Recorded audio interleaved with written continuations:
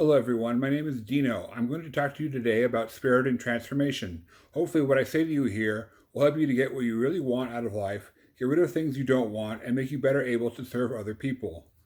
I'm going to bring in some material from the Bible into this discussion, but don't worry, I won't try to convert you or expect you to take the Bible literally.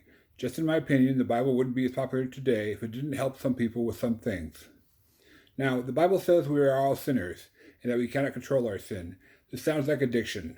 Sin would include things such as using drugs or alcohol, inappropriate sex, eating disorders, either too much or too little, domestic violence, and other things. Not everyone does those things, but many people are in a deep rut and are desperate for something to make them feel alive. Now, an infant is dependent on her mother or other caregivers. When she is hungry or poopy or whatever, she cries and expects someone to take care of her. Even when she just feels lonely or otherwise in emotional distress, she calls for her mother.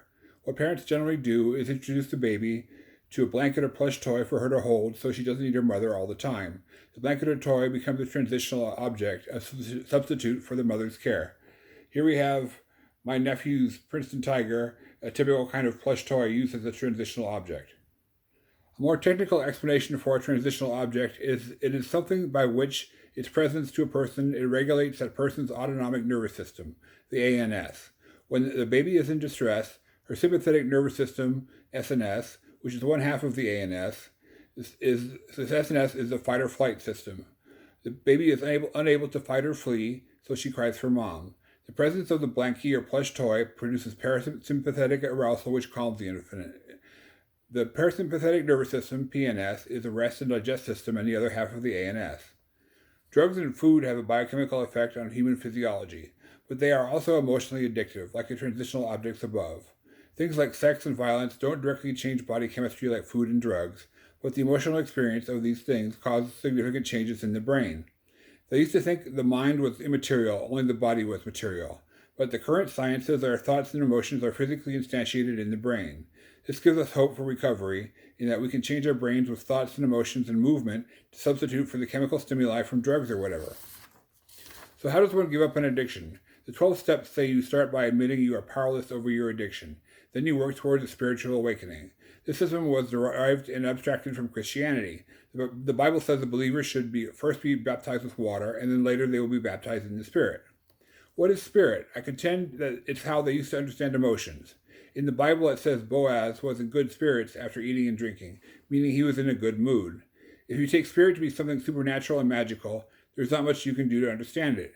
We have limited understanding of emotions today, but much more scientific observation than they had in biblical times. In the Bible, it seems they talk about emotions in figurative language.